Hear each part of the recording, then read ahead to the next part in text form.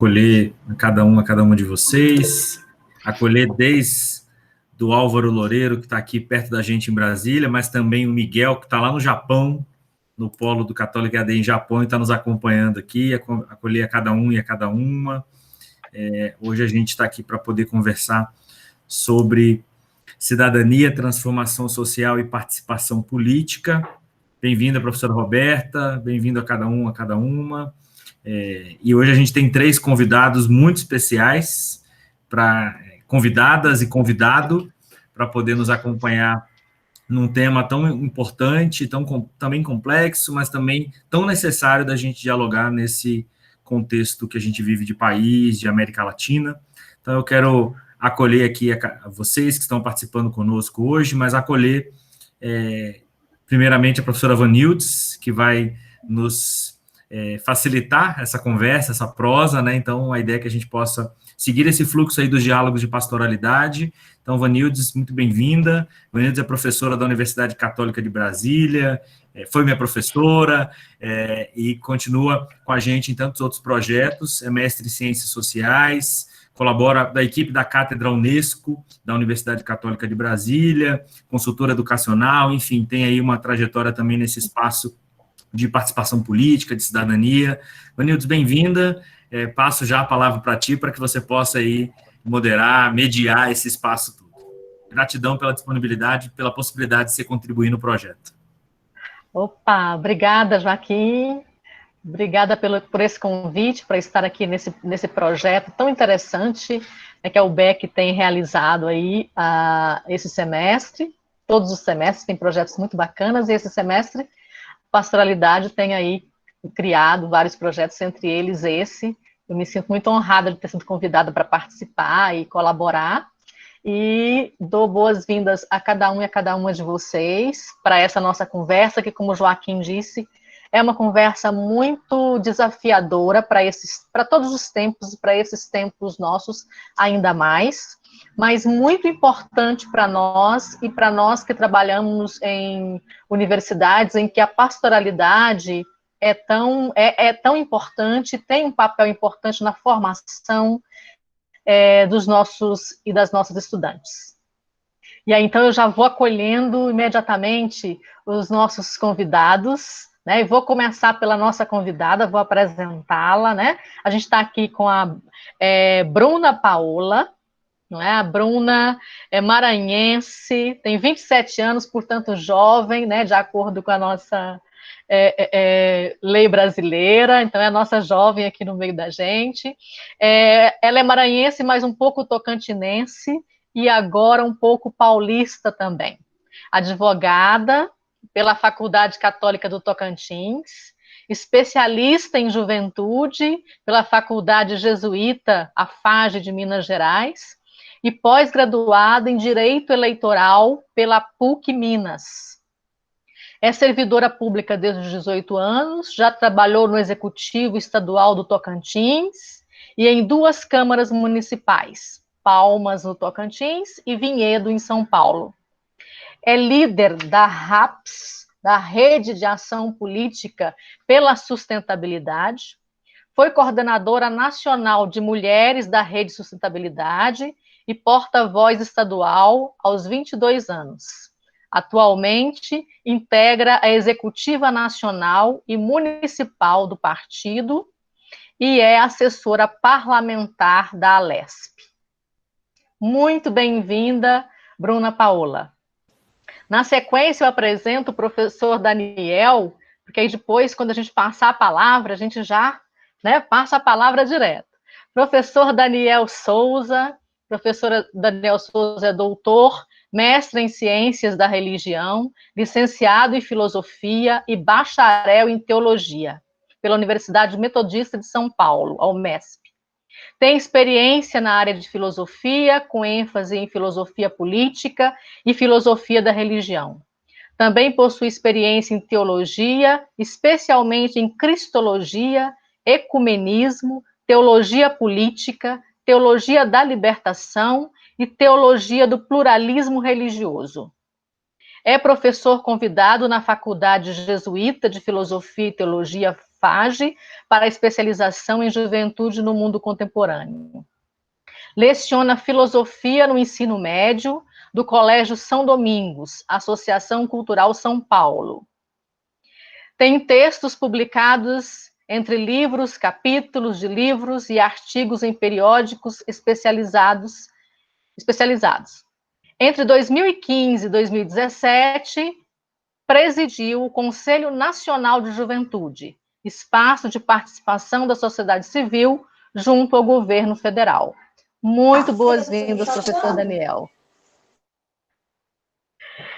Então, minha gente, apresentados os nossos convidados, nosso convidado, nossa convidada, nós vamos iniciar, e a dinâmica da nossa tarde, aqui desse nosso encontro, vocês já conhecem, né? Nós vamos ter a fala de Bruna e a fala de Daniel, 30 minutos cada um, 15 a 20 minutos cada um deles, e depois nós abrimos para que vocês possam fazer as participações de vocês. Se forem surgindo alguma pergunta durante a fala deles, e vocês quiserem já colocar a pergunta no chat, ótimo. Se não, também, quando concluir as falas dos dois, nós vamos abrir, e aí vocês podem abrir o microfone para fazer a pergunta direta, tá? Então, vamos começar com a Bruna Paola. Vamos lá, boa tarde a todos e a todas, né? Quero agradecer na pessoa da Vanildes e também do Joaquim o convite. É uma alegria estar aqui partilhando com vocês e também uma responsabilidade muito grande, principalmente falar desse tema que é tão importante, mas também é tão delicado nesse momento atual que a gente vive. Também quero cumprimentar o Padre Isaac, né, que é um querido amigo, incentivador também, muito grande aí da minha trajetória. Falava antes de começarmos que eu me sinto bastante em casa, né?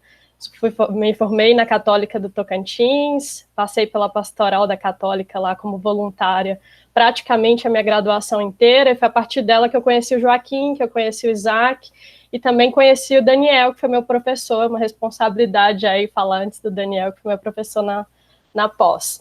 Eu vou tentar compartilhar minha tela para uma apresentação básica e rápida para ilustrar um pouco daquilo que eu gostaria e que eu quero trazer na minha fala.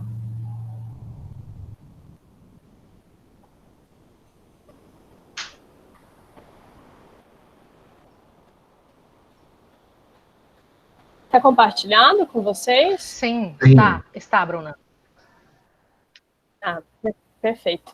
Bom, fiquei refletindo bastante nessa semana sobre em que ponto eu traria essa conversa nossa aqui, e o que me veio muito foi a quem interessa manter as pessoas distantes do debate político. Eu tenho feito essa reflexão nos espaços em que eu atuo, com as pessoas com as quais eu converso, né? Tenho feito algumas lives também, converso com várias pessoas de vários estados, inclusive, para refletirmos um pouco sobre esse momento político pelo qual a gente passa, e eu acho que essa é uma pergunta interessante para que a gente possa iniciar esse nosso debate. Acho que falar um pouco desse processo político, eu gostaria de falar sempre através da minha trajetória, né, do lugar onde eu piso. E eu coloquei aqui o mapa do Maranhão, que é um lugar de onde eu vim, né? Eu vim do interior do estado do Maranhão, que é uma cidade com menos de 20 mil habitantes, que fica a 600 quilômetros da capital São Luís, e que também foi a partir dela que eu comecei a refletir sobre a política e entender a política como ferramenta de transformação da vida das pessoas. Eu lembro que a primeira participação política que eu tive em algum espaço, né, no espaço mais formal da política, foi quando eu tinha 14 anos. Eu participei de um comício, estava sendo promovido por um candidato, né, e que deu espaço para que mulheres e jovens pudessem falar, e eu fui lá fazer uma provocação e um apelo, não só para a população que estava ali reunida, mas principalmente para o próprio candidato, né? Por quê? Porque eu cresci nesse ambiente desse estado, né, no estado do Maranhão, vendo as pessoas carentes de políticas públicas, mais da metade da população abaixo da linha da pobreza e disputando os piores índices de tudo, né? Eu brinco que o Piauí e o Maranhão têm uma rivalidade histórica e que, infelizmente, é uma rivalidade que também tem esse lugar da disputa de estar entre os piores índices de tudo, de desenvolvimento humano, de educação, de saúde. Então, a minha reflexão sobre a política, ela vem muito desse lugar, de entender que faltava política pública, e não era só faltar a política pública de qualidade para as pessoas do meu estado, era faltar política pública dela sequer existir em alguns espaços para que as pessoas pudessem acessar e ter minimamente uma condição de vida digna. E foi aí que eu percebi que a política e a decisão que a gente tomava, principalmente no momento do voto, tinha um impacto muito grande na nossa realidade, um impacto muito grande no nosso dia a dia, embora muitas vezes a gente crie esse distanciamento da prática política com o nosso dia a dia e não queira falar sobre esse assunto, mas ela tem um impacto direto, principalmente nas escolhas que a gente faz, mas também no acompanhamento diário que a gente faz da política. Às vezes a gente toma a política como exercício pura e simplesmente do voto, ou o exercício da cidadania esteja ligado só ao exercício do voto. E não, acho que o papel fundamental também de acompanhar as pessoas pelas quais a gente escolhe para estar lá nos representando. E aí, como eu falei, foi essa percepção de ter um impacto da política no meu cotidiano, né? Quando a gente fala em política, do grego polis, e cidadania também do latim civitas, que tem essa ideia do viver em sociedade. E aí, quando a gente fala muito sobre política e cidadania, isso está muito distante ainda da sala de aula e do processo educacional. Porque a gente trata muitas vezes a política como apenas a política partidária. E aqui eu gostaria de fazer um parêntese, né? Na minha apresentação, o Vanildes trouxe que eu sou filiada a um partido político, e eu gosto sempre de fazer esse parêntese não para falar da ideologia ou da forma como eu penso partidariamente, mas para falar que os partidos políticos também têm uma importância para o nosso processo político e para a democracia, quer a gente queira ou não, quer a gente esteja disposto a assumir esses espaços partidários ou não, mas eles têm uma responsabilidade, uma importância muito grande. Eles são hoje a principal ferramenta que a gente tem de acesso aos espaços de poder institucional, passa pelos partidos políticos. E eu acho que é preciso que a gente entenda e defenda isso no sentido de que a problemática que a gente tem hoje, ela não está relacionada à existência dos partidos em si, mas a forma como esses partidos são conduzidos, a forma como a ausência de a ausência de processos democráticos dentro dos próprios partidos e até mesmo a ausência dos debates que os partidos deveriam promover. Porque a gente, quando pensa a ideia de partidos, pensa numa ideia de levar um projeto coletivo para a sociedade, que represente uma certa parcela da sociedade. E o que a gente tem visto hoje é uma distorção da utilização dos partidos políticos. Acho que isso é um debate sério que a gente também precisa enfrentar, e acho que foi também um ponto de partida para que eu quisesse ocupar um espaço partidário.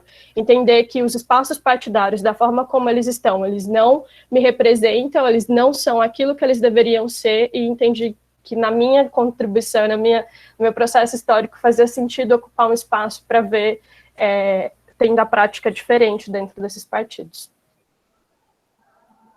Trouxe uma reflexão sobre o papel da cidadania, como eu falei, muitas vezes está afastado da sala de aula, esse exercício de trazer a consciência política para os nossos alunos e alunas, para os nossos jovens, de exercer esse papel de cidadania, né? Como eu falei, a gente trata muitas vezes a cidadania só como exercício do voto, mas esquece de fazer a provocação da consciência política, do pensamento crítico, para chegar no momento de exercer essa cidadania através do voto. Então, educar é uma ação que propõe a convivência social, e isso tem tudo a ver tanto com a cidadania como com a política. Pela própria origem do nome das duas, vem dessa ideia de conviver socialmente, de conviver em sociedade. A cidadania e a tomada de consciência política, fazendo de cada sujeito um autor de transformação social. Eu acho que isso falta muito hoje dentro dos espaços institucionais escolares, essa ideia de sujeito como autor de transformação social, principalmente no mundo que a gente tem visto caminhando cada vez mais para um processo de individualização, né?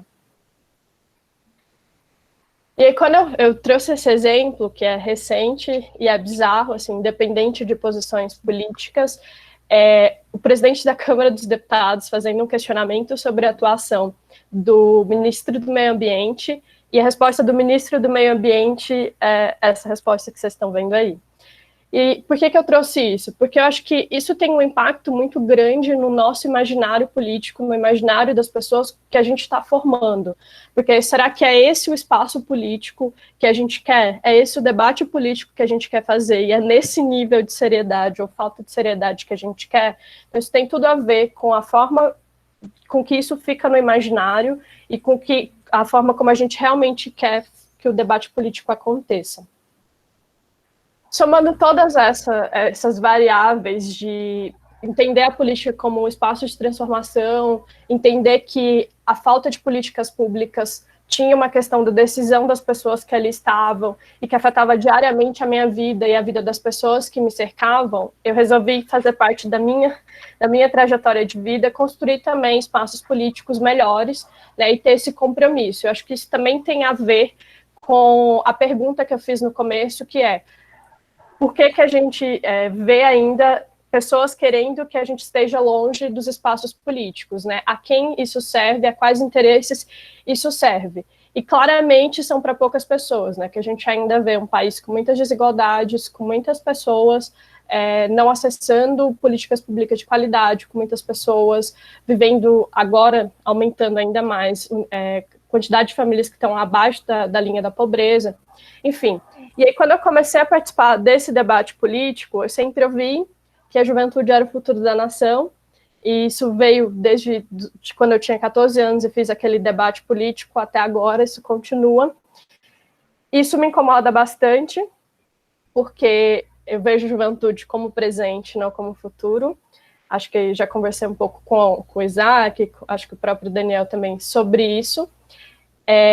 E por que eu trouxe essa reflexão? Porque acho que o público com o qual a gente dialoga e com o qual a gente está inserido é majoritariamente a juventude. Se a gente não entende a juventude como parte do presente, como integrante necessário para a construção das decisões políticas, eu acho que esse futuro que a gente espera nunca vai chegar, porque não tem como a gente tomar e fazer ações no presente, tomar decisões, fazer ações no presente sem olhar para o futuro e sem pensar que essa juventude é que vai assumir esse futuro e que ela precisa fazer parte dessas decisões hoje e no presente. E aí a gente ouve muito falar que a juventude não está política, que a juventude não tem uma participação política ativa, que não exerce a sua cidadania da forma como a gente gostaria.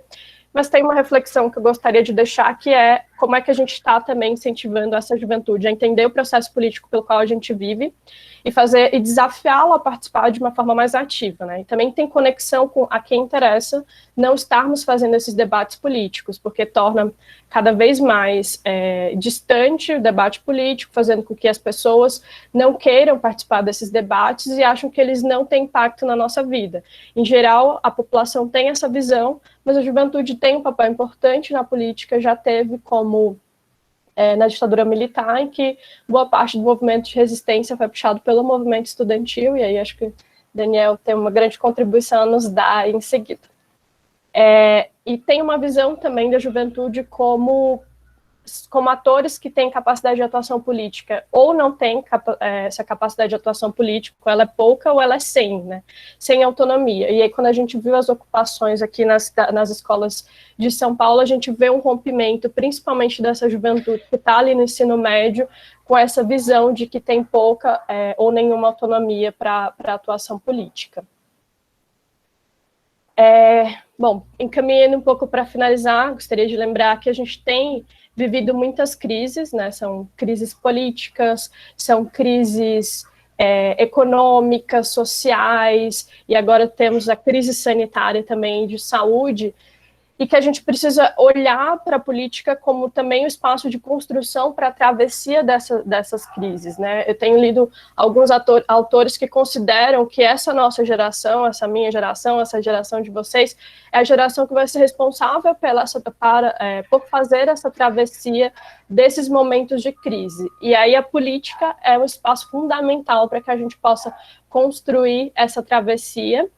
E aí gostaria de deixar duas frases que têm o mesmo sentido, que é: os tempos difíceis são os mais oportunos, de São Gaspar Bertone, e que os momentos de crise são também potenciais pontos de virada, e que nós estamos em um deles. E para deixar um começo de resposta para a pergunta que eu fiz no início, a política é importante demais para ficar só nas mãos dos políticos, e aqui eu queria fazer uma aspas sobre os políticos, né, porque a gente tem ainda uma forma muito ruim de olhar para as pessoas que ocupam a política e de achar que os políticos, no geral, são pessoas ruins. E, na verdade, não. A gente tem muitas boas pessoas na política, muitas boas pessoas interessadas no fazer política e querer dar sua contribuição.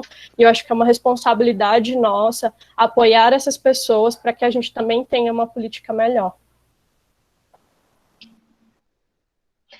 Muito obrigada. Bruna. Aí, vários dos nossos participantes batendo palmas, de fato, uma fala muito bacana. E super dentro do tempo, nem precisou de apresentar a plaquinha de 5 minutos. E Daniel? Aliás, ela foi um pouco menos do tempo, então a gente vai ter tempo aí bacana. Queremos acolher, estou vendo que entrou. Isso mesmo. Estou vendo que entrou aí e está conosco o professor Hudson Rodrigues, professor Vicente Serra, e também a Alessandra Miranda, que é articuladora da 6ª Semana Social Brasileira da CNBB. Sejam bem-vindos, bem-vindas, todas que se achegam. Nós escutamos, então, a Bruna, a Paola, agora nesse primeiro momento, e no segundo momento agora vamos escutar o professor Daniel Souza.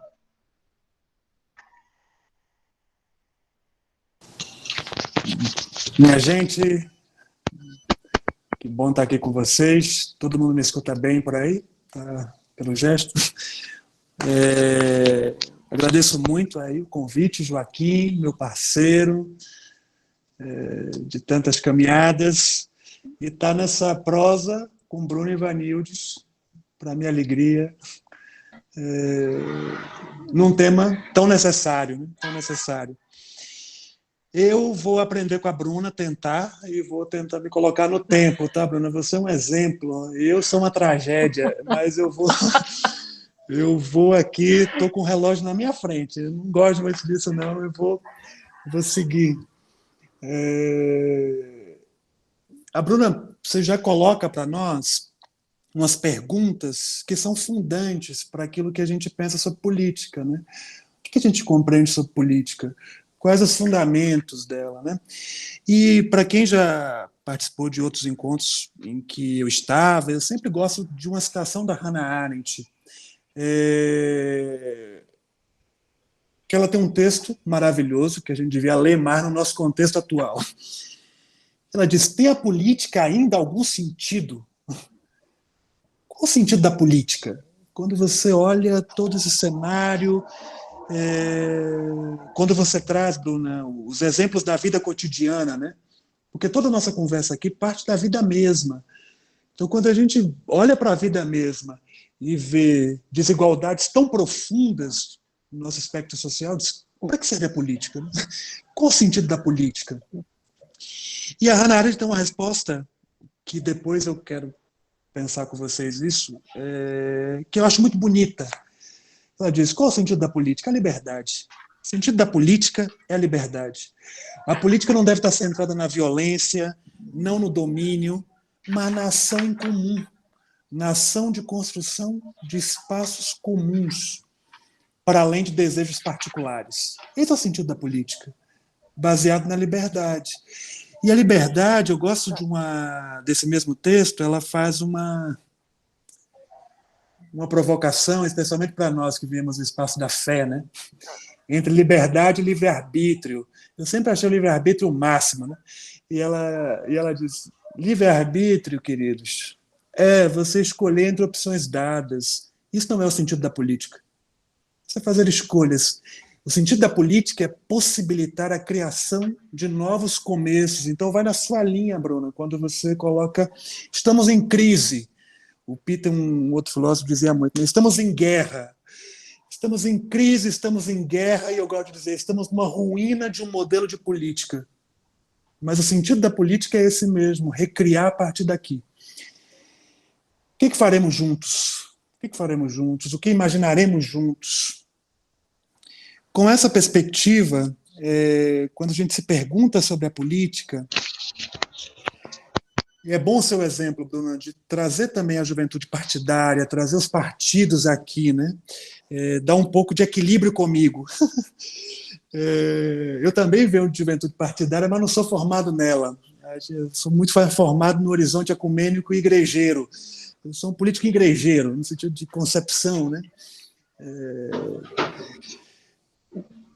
Mas há uma tendência nos estudos de mostrar que, embora alguns jovens queiram se engajar na institucionalidade política, e tem dados disso recentes, de 2018, participação em urnas, candidaturas, partidos, há uma tendência, ao mesmo tempo, que eu tenho dados, por exemplo, desde 2005, da suspeita das instituições, do desencanto com as instituições, ou a baixa confiança com as instituições políticas e com a ideia de representação política. Então, nós estamos no limiar, Vanildes, nós estamos nesse limiar aqui, né? Num cenário de crise em que uma direita que surge no Brasil, ressurge, já estava aí e agora pega fogo, né? Que também questiona as instituições, e, ao mesmo tempo, jovens que estão tentando imaginar um outro horizonte político que também não querem voltar para um modelo de política em que eles não se veem. Então, aqui nós estamos. Como falar de participação política? Nós estamos nessa encruzilhada. Nesse ponto, desconfiança não só dos partidos, das religiões, da própria ideia de trabalho. Muitos jovens não estão seguros com a noção de algum tipo de trabalho não moderno, né? Não clean. Por que essa conversa toda, né? É para dizer que estamos em risco mesmo. Estamos num terreno fértil para pensar um outro modo de participação política, de outra imaginação política, de outra ideia de processo democrático, e, ao mesmo tempo, na insegurança, na incerteza, no abismo do nada, muitos recorrem aos discursos fundamentalistas, conservadores e autoritários. Então, nesse limiar nós estamos.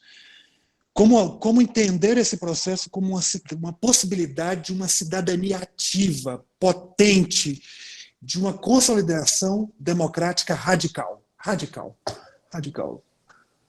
A experiência do Chile é muito bonita. Estamos em crise, mas sabemos colocar uma democracia em ruína para imaginar uma outra democracia. Não pela saída autoritária, como tem acontecido no contexto brasileiro. O que faremos com isso, minha gente? A gente que depois conversaremos sobre, né? E eu queria parar um pouquinho dentro desse contexto de risco para falar de uma política que se transformou uma política sustentada no inconsciente digital. Aí as fake news surgem com um brilhantismo maravilhoso. Eu queria dar uma paradinha aqui. Participação política, democracia, são termos fundamentais, mas qual resposta que nós daremos para o nosso contexto, reforçando bases democráticas que estão em ruínas? Por exemplo, a ideia de sujeito, a ideia de Estado, a ideia de razão, tudo isso está em ruína. Da própria noção de democracia, de representação, está em ruína. Nesse contexto, a eleição de 2018 é simbólica nessa perspectiva. Se a gente pensa desde Marx a ciência política, um candidato se coloca como antissistêmico, e aquele que sempre se construiu como uma fala mais à esquerda se coloca com a defesa do sistema democrático liberal. Olha a confusão onde nós estamos em crise. Aquele que se diz liberal não defende a democracia liberal, aquele socialista democrático é o que mais defende a democracia liberal. Essa confusão é importante, porque se a gente não nomeia essa confusão, a gente dá respostas equivocadas para problemas novos. Então a gente tenta responder perguntas que não nos foram feitas, né? Fake news. Quando a gente tenta enfrentar fake news na política, a gente está no paradigma moderno verdade e mentira, razão, obscurantismo. E fake news articula um inconsciente, inclusive digital, feito nessa sociedade da transparência, como diria lá o Big Churran, que está na circulação de afetos, né, Vanildes? Não é necessariamente sobre verdade e mentira, é onde nos afeta no inconsciente. Então você pode trazer 1000 dados, 1000 informações, mas como é que eu desmonto o esquema da fake news que organiza hoje o cenário eleitoral? A eleição de 2018 tem que ser lida, só pode ser lida nessa chave. Essa chave, né? O caso emblemático já estava nos Estados Unidos, e num casamento Trump, numa relação Trump e Bolsonaro, isso aparece no Brasil, em processo de pós-verdade, falência do sentido da política, usando a política para desmontar o sentido da política. Um professor querido de todos nós, aí, Milton Schwantes, diziam que os autoritários usam a nossa liberdade democrática para desmontar o princípio da nossa democracia. Que é o que tem acontecido no contexto brasileiro, né? Então, a falência do próprio princípio democrático. Nesse contexto, como a gente vai fazer política? Como fazer política? Porque os nossos parâmetros de modernidade política não explicam muito dos nossos problemas atuais. Não é a arena pública do debate mais. Não é a arena pública do debate mais. A eleição de 2018 não teve debate. As eleições municipais, todas as cidades estão sofrendo cancelamentos de debate. Então, essa ideia do debate público, de uma sociedade de iguais, no ambiente virtual, a política centrada nas fake news constrói uma ideia de simulação de pessoas reais para inflar opiniões, como pós-verdade. Além disso, você tem radicalmente desigualdades socioeconômicas que vão para a arena digital. Quem paga o inflacionar de notícias no WhatsApp, nas redes sociais? Então, desigualdades socioeconômicas só se reforçam nesse horizonte de uma política feita na arena digital. Meu tempinho para eu não correr, para eu não passar. Com tudo isso, se estamos num desequilíbrio e numa falência de um modelo de política que nós estávamos acostumados, o que fazer? Ou como fazer? Que é por onde a Bruna termina, vou jogar para ela de novo e dizer: minha filha, você nos dê lampejos. Eu pensei em acabar de um jeito, mas vou acabar de outro. Tem um filósofo que eu gosto muito, gosto muito, Didi Uberman, e ele vai falar dos vagalumes. Ele vai dizer o seguinte: qual a potência de um vagalume, Vanilson?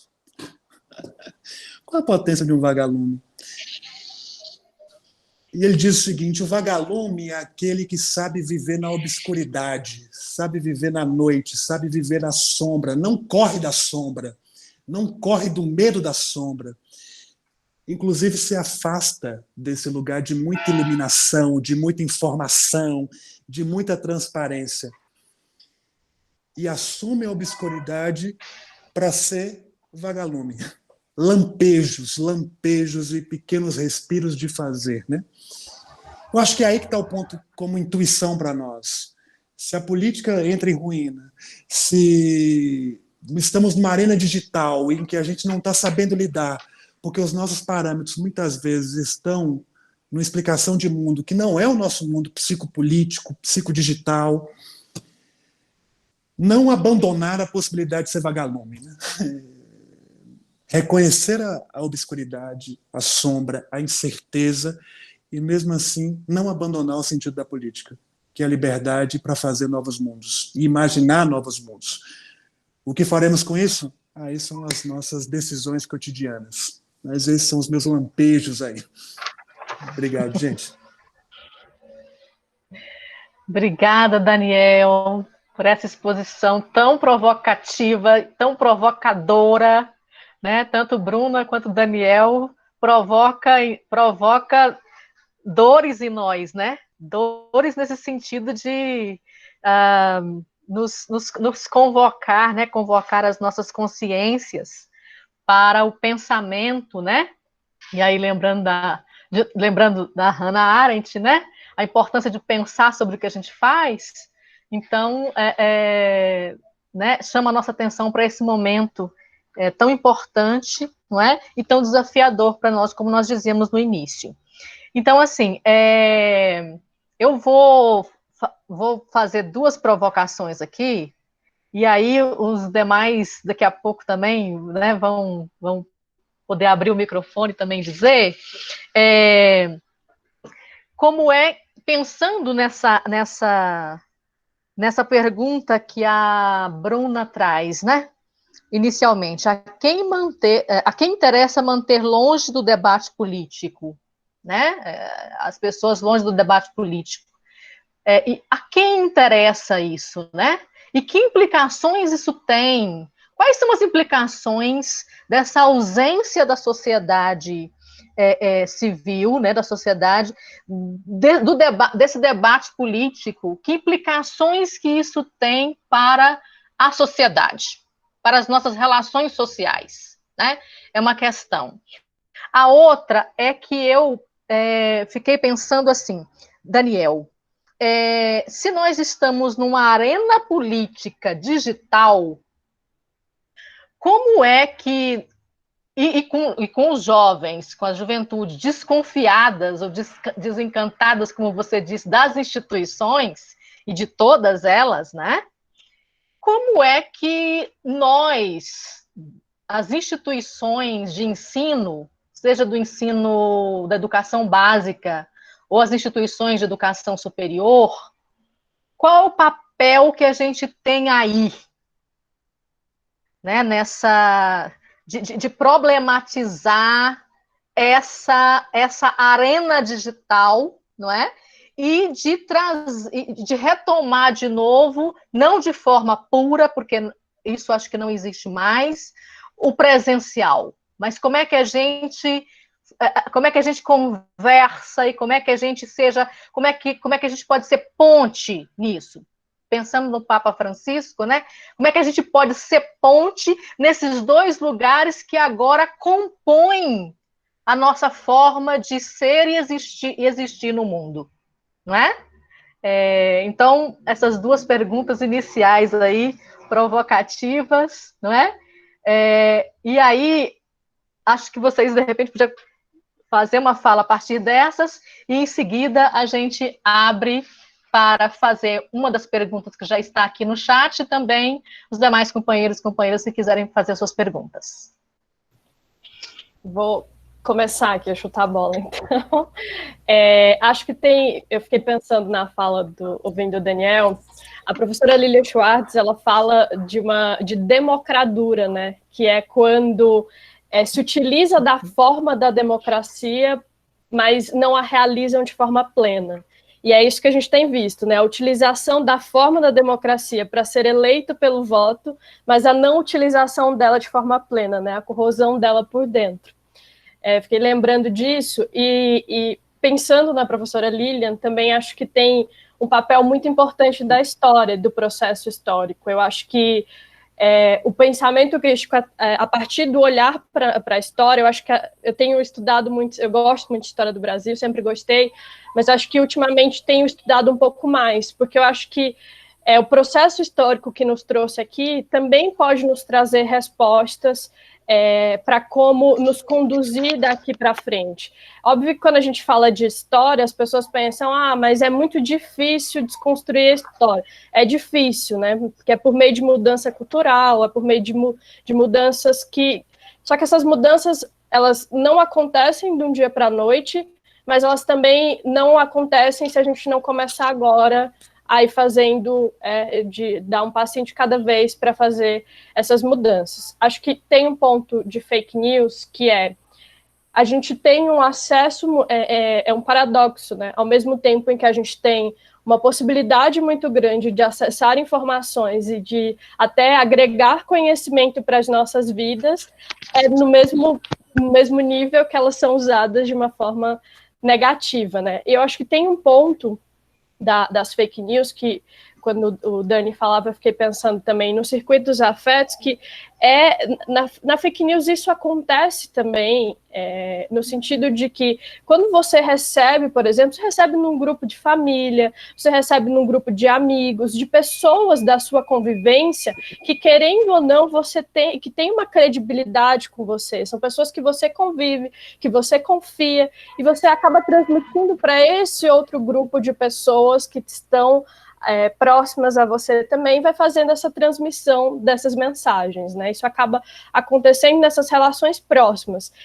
E aí, quando eu penso a política e penso como é que a gente dá a volta, eu acho que é por meio desses grupos também de relações próximas que nos cercam, de fazer esses debates. Sei que é difícil, por exemplo, discutir política na própria família, às vezes, mas o discutir da política raiz ali, do real interesse da política no sentido coletivo, né? Acho que tem um ponto de virada aí, de fazer esses debates com as pessoas que estão próximas a nós, até mesmo dessas notícias falsas, porque elas se disseminam dessa forma, né? E eu acho que a gente precisa usar o caminho que elas vão para disseminar uma outra coisa, né? Para disseminar uma outra mensagem de esperança, enfim. E quando penso sobre os jovens também, olhando para a política e a falta de credibilidade nas instituições, acho que tem muito da forma como elas são arcaicas e que expulsam esses próprios atores desses espaços. Porque eu sou mulher e sou jovem, eu costumo dizer que carrego 2 estigmas dentro da política, o ser mulher e o ser jovem. A política não foi pensada, não foi da forma como a gente vê, para que eu ocupasse esse espaço. Eu lembro que uma das primeiras vezes em que eu ocupei um espaço institucional na política, me perguntaram de quem eu era filha, né? Eu falei, olha, meu pai não tem nada a ver com isso. Meu pai está lá no outro estado, não tem nada a ver com isso. E aí me perguntaram se eu era casada e quem era o meu marido, né? Numa primeira reação a uma pessoa que é mulher e jovem ocupar esses espaços. E aí, de novo, às vezes a gente olha para o jovem nesse lugar do não levar os próprios questionamentos, a própria colocação deles como uma colocação que faça sentido escutar, né? A gente não traz isso e não fortalece que isso aconteça. Às vezes a gente afasta o jovem também nesse lugar de querer tutelar, de dar a resposta certa para esse jovem, não dar condição para que ele aprenda estando no espaço, inclusive com seus próprios erros. Às vezes a gente errou no nosso processo histórico de juventude, a gente não quer que o jovem erre, mas a gente quer tutelar ele de poder aprender com seus próprios erros. Eu acho que o processo de intergeracionalidade é importante, porque quem viveu há mais tempo do que eu tem uma outra vivência que me agrega muito, mas eu também preciso dar espaço para que o outro aprenda com o próprio erro e não só tutelar a atuação dele. Muito bom. Muito bem, Bruna. E essas perguntas, Vanilde, apertam o meu juízo, viu? Eu não sei sair muito bem delas, não. Especialmente essa relacionada à educação, porque eu acho que todos nós estamos nesse dilema profundo. E vamos tentar nomear esse dilema, né? Dizer como funciona, né? Mas antes disso, eu queria até fazer um elogio mesmo, assim, quando você falava da juventude, como é que a gente compreende juventude nesses espaços institucionais de educação? Isso é raro, sabia? Pelo menos nas instituições por onde eu passei, não há uma reflexão sobre juventude como centro da concepção de universidade, que lida majoritariamente com jovens. No meu circuito pessoal, então outras pessoas aqui podem dizer, não, é diferente, isso vai aparecer muito nesses grupos que tiveram influência com pesquisa de juventude, inclusive com a nossa bendita pós aí, Onde estão essas pessoas que são professores, professoras ou que fizeram a pós em universidades? A juventude não entra como um cliente dessa universidade, como lugar de consumo, mas como claro, tem sempre as tensões, né, Vanessa? Tem sempre as relações de poder, os conflitos dentro das instituições, mas geralmente tende-se a ter uma opção de assumir a juventude e a compreensão da juventude como um lugar na universidade. Então, isso é um ponto aqui, né? Nesse contexto, quando você me faz a pergunta, né? O que vira da educação no Brasil pós-pandemia? O que vira na educação nesse cenário digital onde todos nós estamos? De novo, voltamos para aquele limiar inseguro e incerto.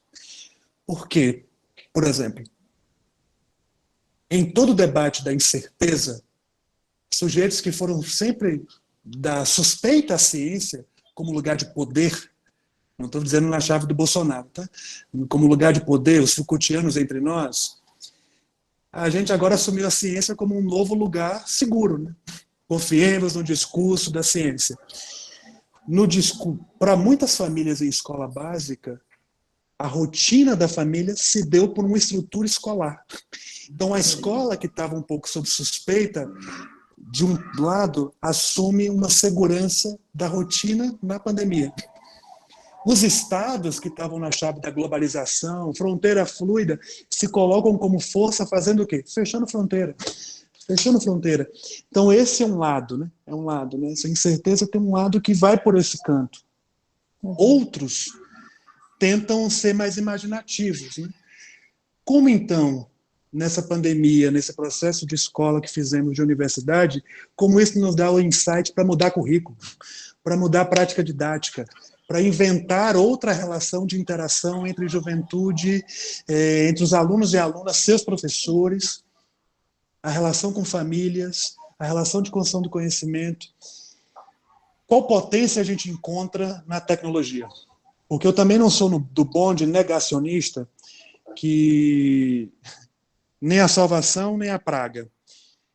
Um que vai dizer tudo agora tem que ser tecnológico, como tudo é AD, tudo online. Perigo. Qual o perigo? Esse inconsciente digital que nos transforma tudo em dado, dado vira consumo, afetos controlados pela lógica do capitalismo, inclusive nos afetos na educação. Dizer também o oposto disso é não viver no nosso tempo. Então, como é que a gente ocupa essa lógica, quase na chave do hackeamento mesmo, né? Como é que a gente faz um hackeamento dessas ferramentas, tentando encontrar novas formas de interação? Por exemplo, eu sou professor de ensino médio, né? Mas as plataformas digitais ajudaram os alunos na sua organização, por exemplo. Muitos alunos se organizaram pela plataforma digital, pela lógica digital ali. Já subiu aqui um chatzinho, né?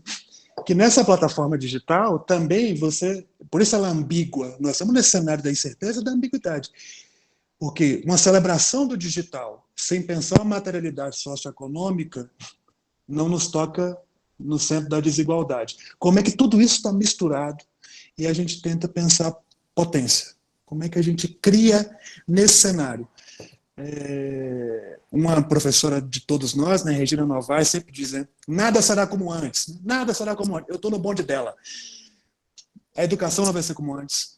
As práticas litúrgicas, para quem vem do horizonte das igrejas, não vai ser como antes. Mas sem aquela ilusão, né? Dizer, não, venceremos num novo mundo sem desigualdade, sem nada, também menos.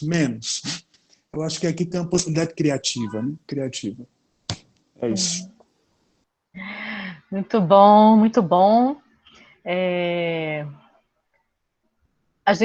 Vamos escutar agora, tem aqui a pergunta do Álvaro, e depois da pergunta do Álvaro, se alguém quiser, mais 2, 3 pessoas que quiserem abrir os seus microfones e fazer as suas perguntas diretas, podem ficar à vontade. O Álvaro pergunta assim, o que vocês podem dizer sobre o processo de urbanização das grandes cidades? A forma como se desenvolveram contribuíram para o esfacelamento da política enquanto a busca do bem comum? Então, uma pergunta aí do Álvaro com relação a essa questão do universo urbano, né? Quem mais gostaria de fazer alguma pergunta? Porque aí a gente faz um bloco aí de 2, 3 questões. Já tem a do Álvaro, podemos fazer mais 2. Quem tem desejo de fazer alguma pergunta?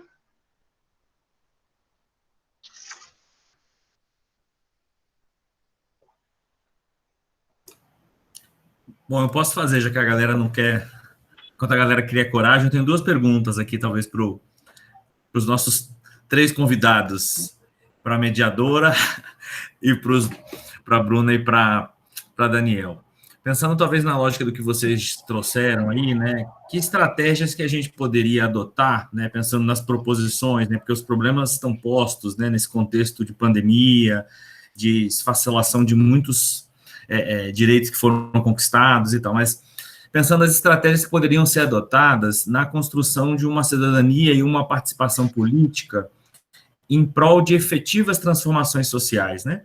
Em meio a esses contextos de retrocessos sociais, né? De significativos retrocessos sociais, de um tempo de muita polarização, né? E vocês trouxeram aí também as perspectivas das fake news, né? Acho que num tempo em que as fake news se apresentam e se afloram, em tempos pandêmicos, né, eu tenho dito isso em vários espaços, das pandemias que estão cada vez mais afloradas, né, não só a pandemia do Covid, e em tempos muito violentos, né, de muita truculência, né, em que a participação social, participação política está sendo cada vez mais colocada de lado, né, no sentido cada vez mais combativo. E uma outra pergunta, dialogando um pouco talvez com a segunda questão que a Vanildes traz, vocês três vêm de experiências religiosas cristãs, né? Então, sob a ótica dessa experiência cristã, né? Qual que seria o papel das instituições educacionais confessionais, né? Na promoção de práticas que promovam uma sociedade mais justa, mais fraterna, enfim, que as pessoas possam, sim, buscar aí uma construção de uma sociedade do bem viver, né, utilizando um tema que tem sido muito trabalhado, né, que as pessoas possam, e aí utilizando talvez um trecho bíblico, que as pessoas possam ter vida e vida em abundância, né? Então, como é que a gente pode pensar o papel das instituições educacionais confessionais nesse sentido, né? Mesmo, claro, tendo clareza de um Estado laico, mas de uma atuação cristã que possa ser possa promover a vida, né?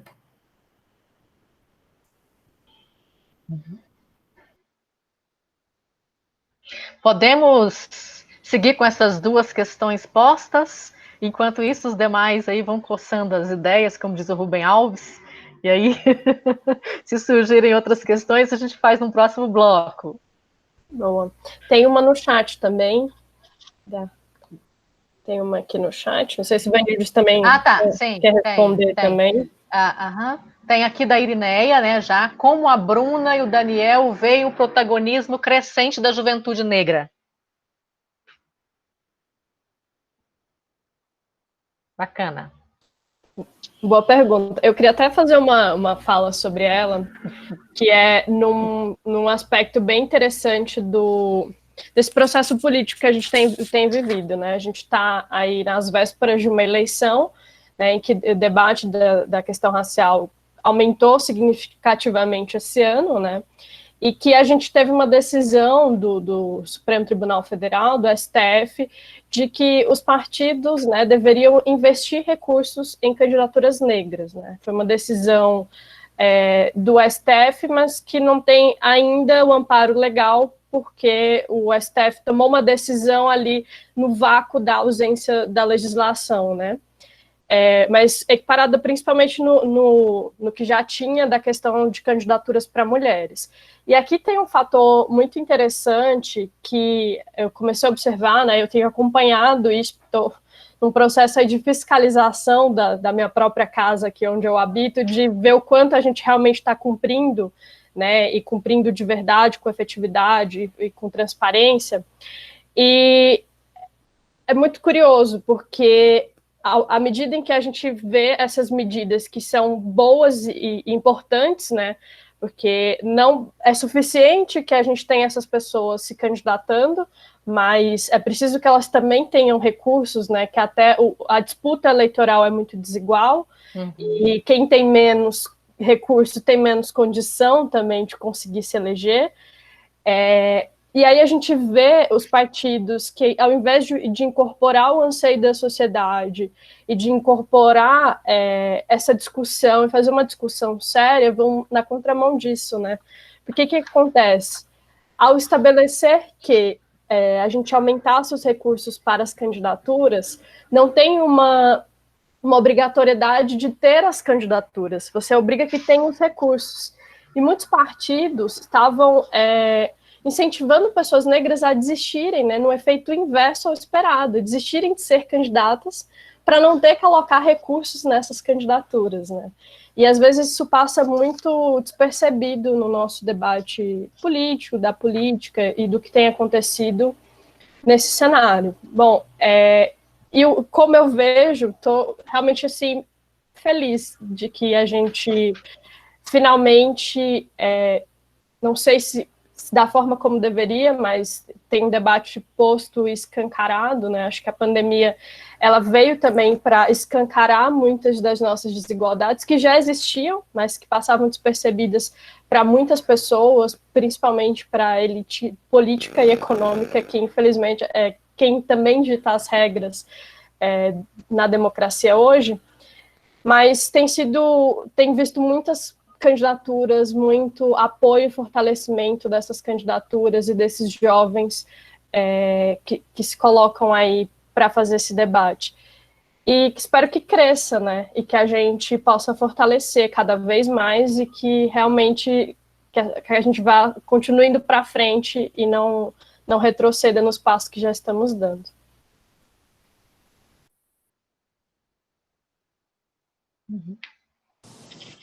Vou. Olhe, sobre a pergunta do urbanismo, né? Você quer ver? Vai, Bruna.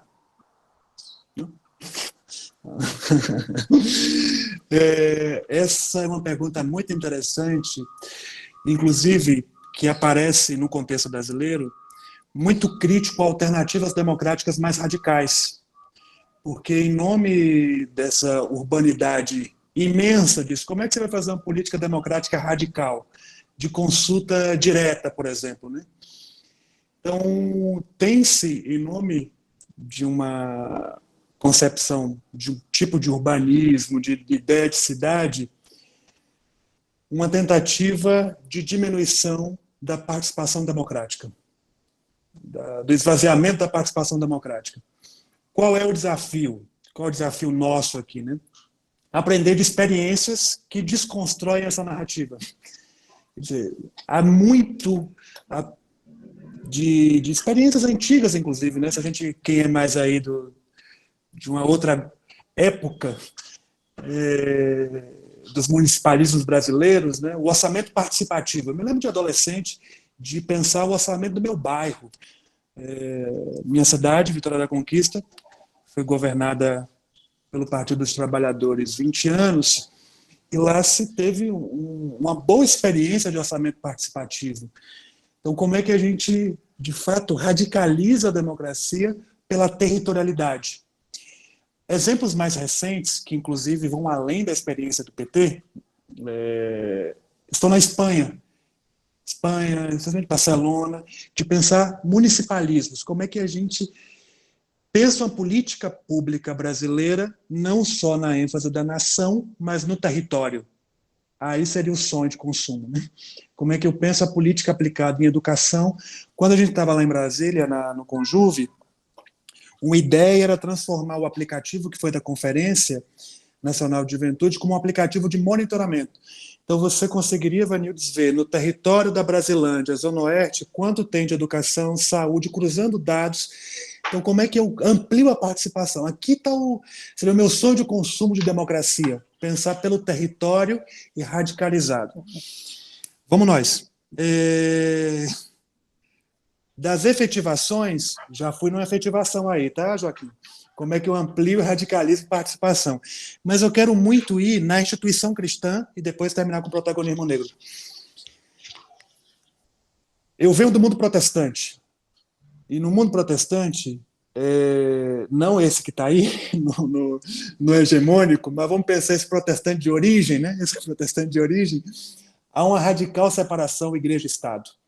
Então, eu diria, para uma instituição de educação cristã, ela primeiro tem que dizer que ela é separada radicalmente do Estado, que o Estado é laico. Esse é o fundamento.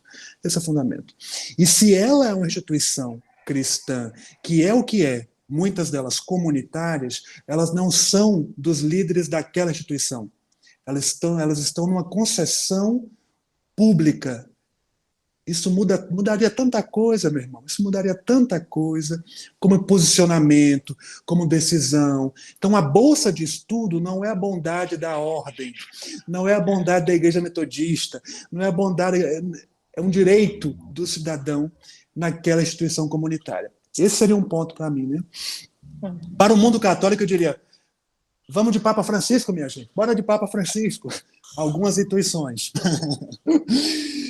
Há muitos elementos importantes para pensar o que é ser cristão.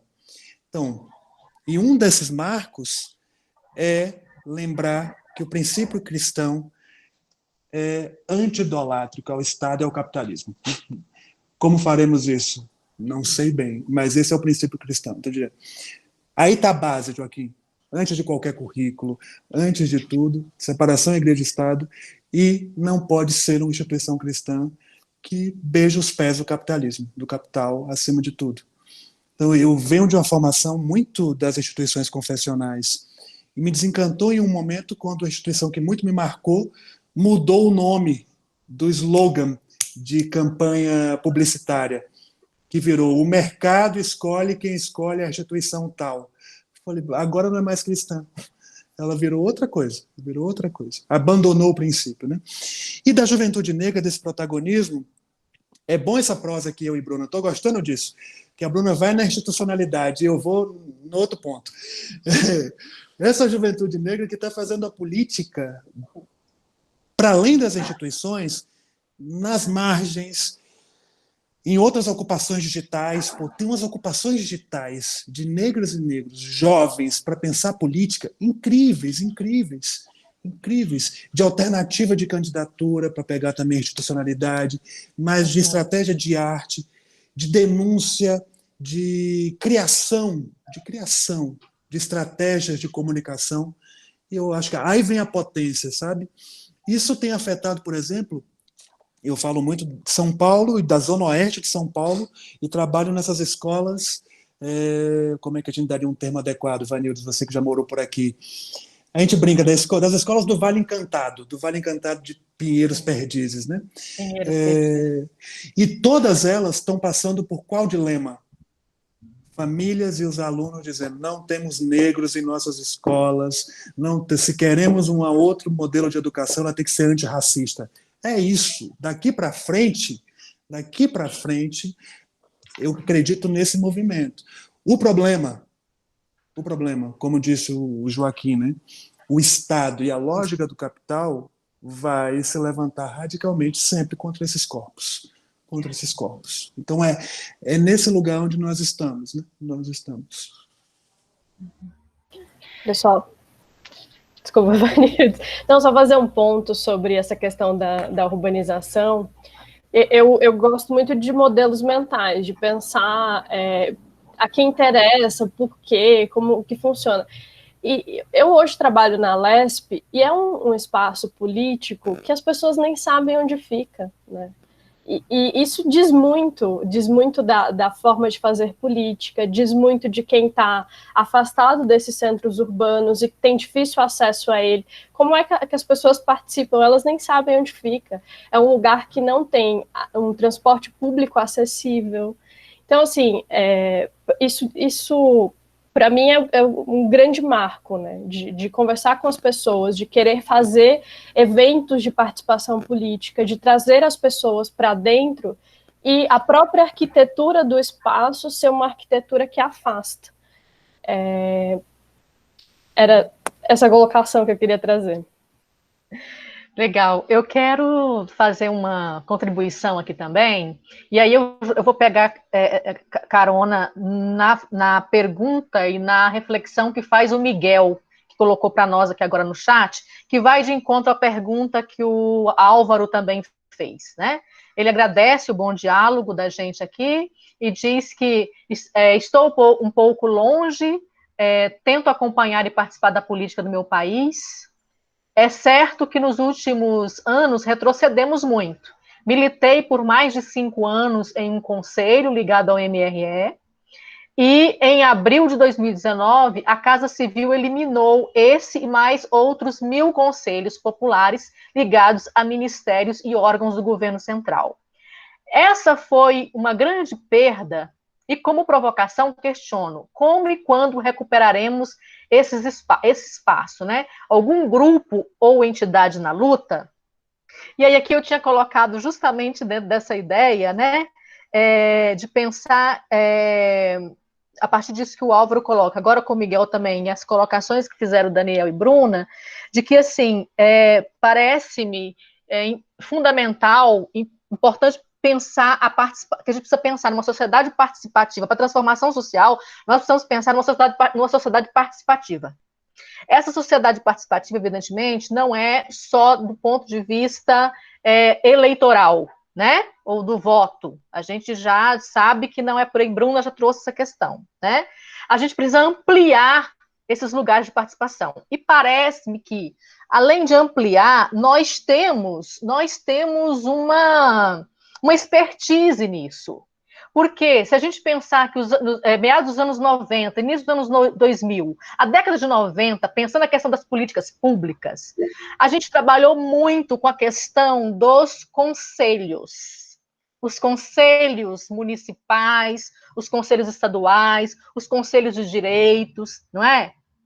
Parece-me que e esse era um lugar pensado numa perspectiva política de ampliar, aumentar, não é, qualificar ainda mais a participação da sociedade como um todo, né, onde a cidadania não estivesse sendo pensada somente em anos eleitorais. Agora a gente tem uma política, não, mas que a política, ela de fato fosse essa ideia de construção do bem comum cotidiano, e que a gente tem que ter participação nela, a gente tem parte nela. Ela é relação, trazendo de novo a Hannah Arendt, né? Ela é relação. Então, a gente tem parte nela. Agora, a gente tem que oportunizar, porque nós, historicamente, nós temos um processo histórico nos afastou desse lugar político e nos fez entender política de um jeito que eu elejo, e aí fica o meu representante lá, e eu nunca mais tenho nada a ver com isso. Nem no meu lugar local, e muito menos no meu lugar nacional, não é? Parece que quer chamar. Então, essa dicotomia, eu acho que ela provocou esse esfacelamento também que a gente tem agora, logicamente linkado com essa questão neoliberal, né, da política, que tem feito, como diz a Wendy Brown, a desdemocratização, né? E nesse processo de desdemocratização, eu concordo, a gente perdeu muito quando a gente deixou que se esfacelasse esse lugar dos conselhos. Parece-me que esse lugar é um lugar que precisa ser retomado, e ser retomado na sua origem, na sua ideia genuína de participação, de ampliação da participação popular, de todas as pessoas, de mulheres, de jovens, de crianças e adolescentes, né, os projetos que tinha de crianças e adolescentes, nos conselhos, né, de negros, enfim, de saúde, né, de educação. Parece-me que eu ainda acredito que a gente precisa partir para aí. Talvez esse seja um lugar da gente fazer essa retomada, né? Até para a gente poder mexer e reposicionar a política partidária da forma como ela está atualmente, né? Então, acho que, inclusive, porque os partidos também, que inicialmente tinha toda uma outra forma de pautar o seu discurso, também a sua prática, junto às comunidades, eles também foram fazendo um processo de afastamento, não é? Então, para fazer esse processo de retorno, inclusive para poder os partidos retomar a sua origem, parece que a gente precisa retomar essa ideia de participação popular ampliada, e os conselhos, eles são esses espaços. Por quê? Porque da forma como a gente tem hoje, essa participação ela está tutelada, né? Ela está totalmente tutelada. Penso ainda, com relação à questão que o Joaquim coloca, que é um desafio para nós, das instituições confessionais. Nós estamos fazendo a leitura dos dados agora, Joaquim, Bruna, Daniel e todos e todas aqui. Nós estamos fazendo a leitura de dados que a Cátedra Unesco de Juventude, Educação e Sociedade está fazendo uma pesquisa, nós estamos no 4º ano já da pesquisa, sobre inclusão e exclusão no ambiente universitário, a partir de 3 dimensões: a dimensão sociopolítica, a dimensão cultural, dimensão social, dimensão cultural e dimensão política. E na questão da dimensão política, chama muita atenção nossa os dados quantitativos agora, que é a segunda parte da pesquisa, onde a gente tem uma porcentagem muito grande dos jovens, nossos estudantes entrevistados, no caso, na Universidade Católica de Brasília, que se colocam neutros quando a questão é participação política. Aí a gente faz várias indagações, várias perguntas a gente pode fazer com esse número que vem aí, né? É desencantamento? É falta de confiança, né? É um não entendimento do que é a política, isso que o Bauman diz, que essa separação de poder e de política faz as pessoas não compreender mais o que é a política, né? E aí a gente tem os profissionais da política agora, que piora ainda mais a situação. Então, e outra parte de estudantes que, na questão de pensar como é que eles se sentem no ambiente universitário para dizer suas opiniões, eles se sentem tutelados. Não sentem um ambiente de confiança. Então, quer dizer, acho que chama a nossa atenção aí, essa pesquisa chama muito a nossa atenção para a gente poder repensar, nos reposicionarmos também enquanto instituição de educação superior, né? E aí eu acho que repensar o nosso papel, porque a gente precisa questionar essa política que ainda continua com essa cara historicamente colonial, né? Ou da colonialidade, que é adultocêntrica, androcêntrica, patriarcal e racista. Então, acho que a gente precisa... Esse é um desafio, mas é uma questão que está posta e que nós, como instituições de educação, a gente tem um compromisso aí. Né? E eu acho que as pesquisas estão trazendo coisas para nós. Isaac. Não, sua fala agora, final, do professor Daniel, da Bruna, onde as pessoas estão criando um romantismo, né, de que ano que vem vamos voltar a 2019, ano que vem vamos ter uma vacina, ano que vem as coisas vão melhorar, vamos voltar como eram. Nós estamos num divisor de águas, numa mudança cultural, não é? As desigualdades, elas têm de se aumentar, não é? Então, o que as instituições como um todo, elas podem fazer, não é? E aí tem que ter cabeças pensantes, não é? Nessas instituições, nesses espaços de poder, de gestão, tem que ter pessoa que faça análise de conjuntura. Nós estamos na crise de líderes nas instituições, não é? E aí, então, na fala do professor Daniel e a sua final agora, Vanildes, veio muito à minha cabeça. Como é que uma instituição pode se posicionar, se realocar, se colocar, não é? Para poder discutir, nesse momento, o seu novo lugar que ela vai ocupar. Seja a instituição Igreja Católica, seja a instituição de ensino, porque para eu me reposicionar, eu não posso pensar no intra. E, infelizmente, a Bruna trouxe isso, né, o individualismo. Eu estou pensando, como é que eu vou pagar fulano de tal? Eu estou pensando nos meus atos culturais, religiosos, nos meus atos de culto, simplesmente o meu interno. A minha instituição está pensando no interno dela, de sobrevivência, mas eu quero saber, como diz o Papa Francisco, na Fratello Tutti, nós estamos interligados no mundo, o humano que agora está frágil, escancarou a fragilidade humana e não de uma instituição. Então, assim, são perguntas, são posições, são indagações que você falou que estão postas. e que me angustia, né, e aí o Joaquim para vocês também, enquanto educação de ensino católica, ou confessional, melhor dizendo ainda, como é que me posiciono nesse momento? Eu vou me dialogar com outras, né? Eu vou dar as mãos, eu vou interligar tudo, eu vou cada um pensar em mim, para poder atravessar a pandemia e sair melhor, porque economicamente eu vou sair melhor dessa. Né? Então, são indagações. Bacana.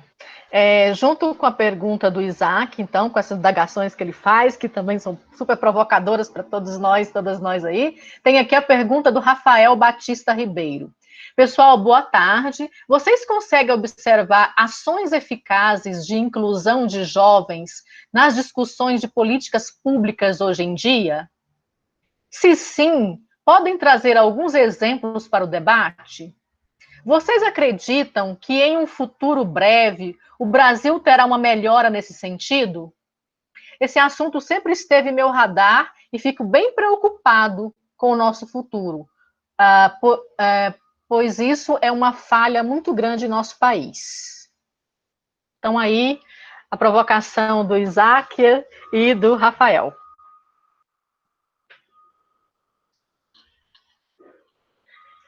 Quem quer começar? Bruninha, você sempre dá o disparador para a gente. Tava esperando você aí dessa vez, mas tudo bem.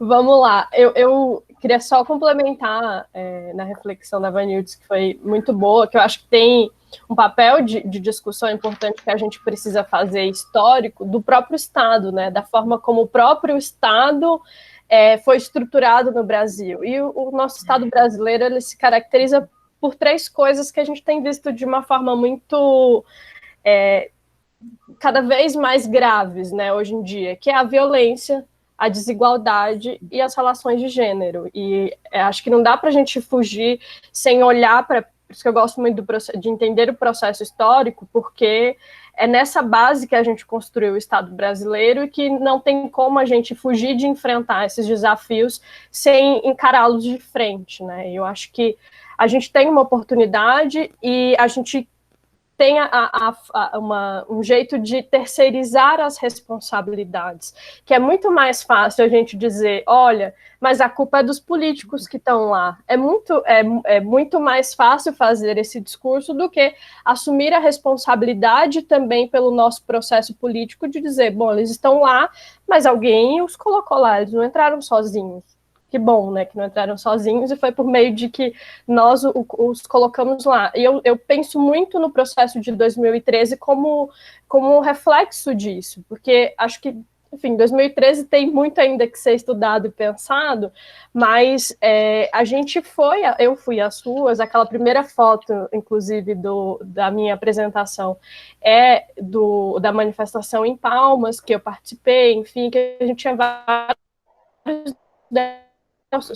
e a gente, dos motes era, eles não nos representam, né? A gente não se sentia representado. Mas aí, um ano depois, a gente tinha uma possibilidade, a mais importante delas, de fazer uma mudança da representatividade, de pôr quem realmente nos representava, e a gente elegeu um dos piores congressos da história. Então, assim, acho que tem a revolta, e a canalização da revolta ainda não está indo da forma como deveria, né? E eu acho que as instituições, como as universidades, têm um papel importante nessas discussões, principalmente nesse momento em que a gente vive, né? Que a gente tem uma tendência forte ao autoritarismo, e o primeiro questionamento que os moldes autoritários faz é a imprensa em segundo as universidades. Eu acho que está nas universidades também as respostas para caminhos, né, de travessia.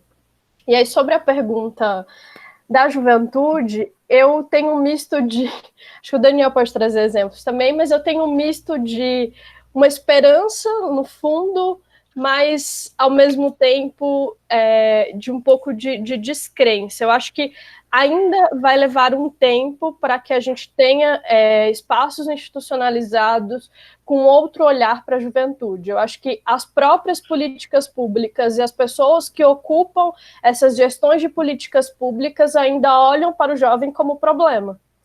As nossas políticas públicas hoje voltadas para a juventude são totalmente nesse lugar de combater um problema. Ou é uma questão de drogas, ou é uma gravidez na adolescência, ou é uma questão de menor em conflito com a lei. É sempre nesse lugar, e nunca numa perspectiva de caminho para a solução, de caminho para o futuro melhor, de como é que a gente, junto com esses jovens, faz esse processo de travessia que eu tenho batido muitas vezes, né? E assim, penso que quando a gente olha para o jovem nesse lugar, a gente está minando até mesmo o futuro dele, né? Antes da gente começar, a gente conversava aqui, eu, Vanildes, Dani, Joaquim, e eu falava, a gente está, hoje, cerca de 60% da nossa juventude mora em cidades menores, em cidades do interior, né? Elas não estão concentradas nos grandes centros. E a gente está aí também às vésperas de um processo eleitoral. E como é que essas pessoas que estão nesse processo eleitoral olham para as juventudes desses lugares? Né? Eu acho que tem ali uma indagação que a gente precisa fazer e que precisa ser levantada.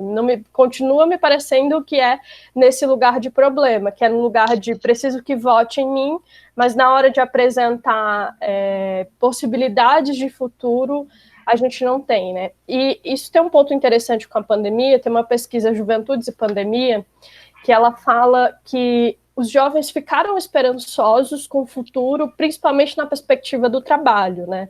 E aí, quando a gente vai se debruçar no porquê disso, é justamente porque esses jovens estão em cidades menores e não nos grandes centros e veem nesses processos tecnológicos forma de estarem inseridas em grandes trabalhos, em grandes possibilidades de trabalho, sem precisar fazer esse êxodo que a gente costuma ver, né? Sem precisar, por exemplo, que eu tivesse que sair lá do interior do estado do Maranhão para fazer uma faculdade a 600 quilômetros da minha cidade e depois buscar oportunidades no estado que eu estou a 3.000 quilômetros de distância da minha família.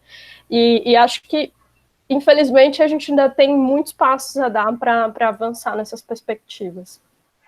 Uhum. Daniel, eu vou pedir que você, na sua fala, já faça também as suas considerações finais por causa do nosso tempo, tá? Depois, Bruno, eu volto em você para as considerações finais, porque eu não disse isso antes. Boa.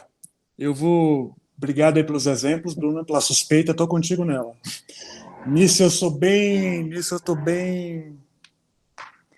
Creio, mas tenho dúvida, sabe? Tenho aquela esperança inquieta, mas dizendo, te acalma com esse horizonte, porque sem a suspeita com o horizonte, a gente cai facilmente no fracasso, né? E o fracasso é o lugar privilegiado para passividade, porque você aí não consegue imaginar. Então você cria uma ilusão tão grande, viraremos o mundo pós-pandemia. Meu irmão, te acalma, né? Te acalma. E aí nessa ilusão a gente corre o risco de, no fracasso, cair numa melancolia que não nos deixa ativos, né? Então estou contigo muito nessa, Bruna. Vanildes, querida, eu estou contigo e não estou contigo. No sentido dos conselhos, eu estou com inquietação com isso, com esses modelos, né? Eu queria, na sua provocação, né, que gostei muito, o que faremos a partir da sua provocação, dos seus problemas, né? E algumas pessoas que nós conhecemos pelos estudos e conhecemos pessoalmente, né, levantaram já algumas inquietações com os nossos modelos de conselho e participação social. Nunca fomos tão participativos, se a gente pensa em quantidade de conselhos, né? Mas alguns vão dizer, algumas especialmente, autoras, que esses conselhos viviam um tanto de uma, eu sei que inquieta isso, sabe, inquieta, de uma elite da participação social, e de uma certa encenação da participação social, quando você cruza os desejos que chegam via conselho e a efetividade via política pública de Estado. Mas aí eu também estou contigo, que é como é que a gente reinventa a ideia de conselho? Como é que a gente recria uma outra possibilidade de conselho de participação mais alargado, Lembro muito que lá em 2016, o ano fatídico,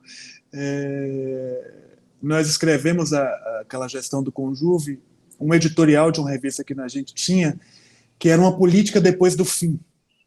Quer dizer, o modelo que foi planejado de política pública em 2005 de juventude, ele se esgotou. Majoritariamente, especialmente na participação. Como é que a gente recria? Não é jogar o conselho fora, tá? Estou contigo, não estou contigo nisso. Como não é jogar a ideia de conselho fora. Como é que a gente reinventa qual conselho que a gente deseja? Recria a noção de conselho, né? E aí tem as experiências municipais, muito legais, muito legais. Por exemplo, na gestão do Haddad aqui, teve uma tentativa de criar um conselho de participação social de juventude que não fosse mais por representação institucional. Também tinha indivíduos eleitos no seu território, sabe, tentar quebrar umas lógicas de inclusão em conselho que a gente estava tão acostumado a dizer, qual essa instituição entra. Então, acho que vale aqui. Um outro ponto que eu fiquei, foi o Isaac, né? Isaac falou alguma coisa que me lembrou a judicialização do cotidiano, sabe? Que nessas incertezas todas, uma instituição que está querendo ganhar a totalidade da nossa existência é o judiciário. E tudo, isso no fundo é o fim da política. O fim da política. Que na ausência da política, a lei se coloca como lugar de mediação social acima das próprias pessoas. Não quero botar bomba no coreto, que estou na minha fala final. Mas, por exemplo, uma decisão do juiz, que diz que as católicas, pelo direito de decidir, não podem usar católicas. Isso é a judicialização do cotidiano, que fere mortalmente o uso, inclusive, da palavra, que nós anglicanos nos falamos católicos. Falamos católicos. Então, nós não vamos poder usar um conceito teológico, porque o direito diz que a gente não pode usar um conceito teológico. Então, a vida é essa instituição que quer ganhar a totalidade. O perigo é a gente achar que garantindo mais lei, mais judiciário, a gente está garantindo mais política. E, às vezes, a gente, no fundo, está esvaziando a política. Está tirando a política do lugar da vida das pessoas mesmo. E aqui eu termino. Obrigada, Daniel. Bruna, você pode fazer aí suas considerações finais, um minutinho. Daniel jogou a bomba e saiu correndo para a gente ficar com ela, né? Olha, minha consideração é voltar para... Estamos em momento de crise, mas elas também são potenciais de virada, né? E eu acho que a gente precisa pegar os vagalumes do Daniel para fazer essa virada e que a gente tem essa oportunidade. Acho que não é com a negação da política e com o esvaziamento dos espaços de debate político que a gente vai conseguir. É com mais política, é menos judicialização, e acho que a gente tem muitas possibilidades. A gente precisa organizá-las, organizar as forças, e agradecer por esse espaço rico. Uhum. Bacana, bom, muito bom, gente. Eu também quero fechar esse momento nas minhas considerações dizendo um pouco isso, né? No mesmo lugar, nesse lugar de crise, né? Nesse lugar de ruínas, nesse lugar de tantas perguntas que a gente está fazendo, aí eu acho que vale a pena a gente fazer da nossa memória, retomar o nosso mestre na educação brasileira, né, nosso patrono Paulo Freire, que é nesse lugar de ruína, nesse lugar, nessa encruzilhada de muitas perguntas, é aí também que a gente intui muitas respostas, é aí que a gente intui muitas possibilidades, é aí que a gente pode também iniciar novos possíveis, como dizia o Daniel no início da sua fala. Então, eu acho que a gente tem que estar atento para esse momento, né? Nos colocando abertos e abertas nos espaços que nós estamos, nós, por exemplo, das instituições de ensino superior, que estamos aqui hoje em várias, né, e que faz parte desse projeto, a pastoralidade, eu acho que tem uma grande contribuição a dar nesse processo, né, também, para não ficar só no intra, mas a gente poder sair mais amplamente. Então, eu acredito que dentro da gente também estão as possibilidades, estão as intuições de respostas que a gente tem que ir fazendo, e a resposta a saída nunca é individual, a saída é sempre coletiva, é sempre conjunta. Então, a gente precisa conjuntamente sentar, debater, conversar, né? Fazer muita conversa grande para a gente se converter, como diz o Frei Carlos Mestres, né? Fazer muita conversa, conversar muito, conversa grande para a gente fazer a conversão, né? A conversão é essa virada que a gente precisa fazer, esse giro que a gente precisa fazer, né? Então, eu quero agradecer muito por esse momento, agradeço muito você, Bruna, pela disponibilidade, né, pela preparação, pelas provocações e pela tua experiência nesse lugar, trazer essa experiência para nós, né, e pela essa capacidade de permanecer, de resistir, de ser resistência nesse lugar, como juventude, né? Ao Daniel, não precisa nem dizer, né, é um fantástico sempre escutá-lo, sempre muito provocativo, bem desse lugar aí protestante mesmo, protestando, né? Então, muito obrigada, Daniel, pelas contribuições, pela preparação, pela disponibilidade de estar aqui conosco, né? E agradeço ao Joaquim, toda a equipe desse projeto, pelo convite para estar aqui nesse momento tão bacana de aprendizado e também de ser provocada por tudo isso, né? E pela confiança em ser mediadora desse momento. Muito obrigada. Ô, gente, gratidão imensa pela colaboração de vocês, viu? Gratidão, Bruna. Foi muito bom te reencontrar, te escutar. Eu lembro dos papos que nós tivemos na atividade que nós nos conhecemos, enfim. Foi um momento muito significativo da gente pensar também a participação política dentro do espaço eclesial, né? Vanildes e Daniel, uma vez o CEBI teve a loucura de nos chamar para que a gente pudesse observar uma atividade, né? Vocês imaginam o que virou essa atividade do CEBI, né? Mas agradeço, Daniel, pela tua participação, enfim, pelo pronto sim, né? Vanildes também, pelas trocas, pelas partilhas. Muito significativa a presença de vocês, né? Isso tem sido de todo mundo que está acompanhando, dos líderes de pastoralidade, das nossas unidades que estão acompanhando aqui, dos educadores, das pessoas que participam de outras instituições parceiras, quem vai assistir esse vídeo depois, enfim. Então, deixo aqui registrada minha gratidão, né? Eu coloquei no chat aqui o link para os podcasts, né? Hoje a gente está lançando o segundo podcast, que tem como tema a temática que a gente debateu hoje. É um podcast que tem sido construído também por muitas mãos, podcast que foi construído pelas unidades lá de Minas Gerais, então Unileste, o Colégio Padre Demã e o Colégio Católica de Minas Gerais, elaboraram com seus educadores um podcast para debater sobre esse tema, né? Então, é um momento bacana da gente também utilizar essas plataformas para poder colocar uma reflexão importante, né? Então, acho que vocês trouxeram hoje lampejos, luzes de vagalumes, mas que possam iluminar e possam aquecer os nossos corações, um pouco do que a Alessandra colocou aqui no comentário, de novos horizontes, de novas possibilidades para aquilo que a gente sonha enquanto sociedade, enquanto mundo. Tá? Gratidão imensa. Dia 12 de novembro, nós temos o último diálogo de pastoralidade do ano, que a gente vai conversar sobre o papel da educação católica e o propósito de vida, né, dos nossos estudantes, dos nossos educadores. Gratidão, gente. Gratidão, Cordeiro, pelo auxílio aí na técnico, pela participação, pela presença. Um forte abraço. A gente segue juntas e juntos. Muito axé. Muita vida. Valeu, gente. Tchau, gente. Obrigada. Tchau. Gratidão. Beijão, gente. Valeu. Tchau, tchau.